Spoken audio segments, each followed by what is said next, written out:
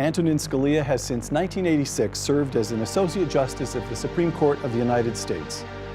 Mr. Justice, in this 236th year of our Republic, why should it be necessary to devote more than 400 pages to a commonsensical principle?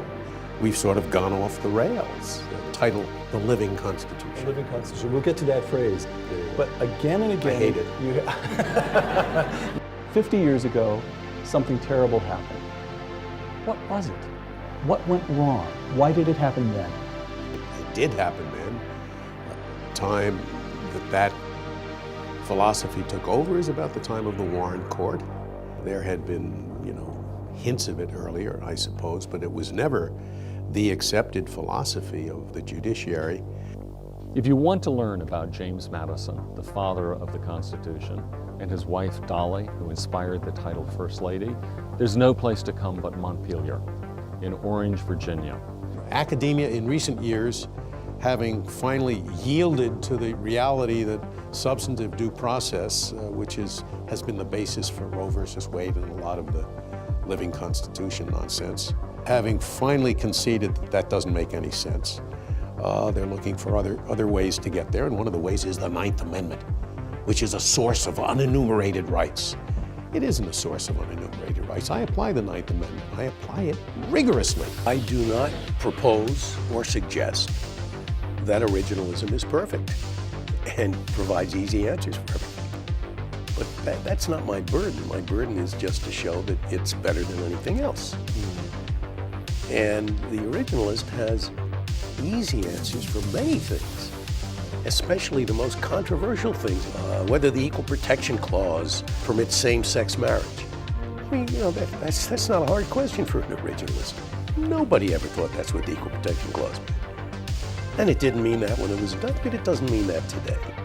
It doesn't change to mean that just because the Supreme Court thinks it's a good idea. Whether there's a right to abortion, for Pete's sake, it was criminal in every state for 200 years. Now, if you want a right to abortion, create it the way most rights are created in a democracy. Persuade your fellow citizens it's a good idea and enact a law. Don't tell me the Constitution confers such a right. Not that distorting the Constitution is something new. You've had willful judges from the beginning, and we'll have them until the end of time.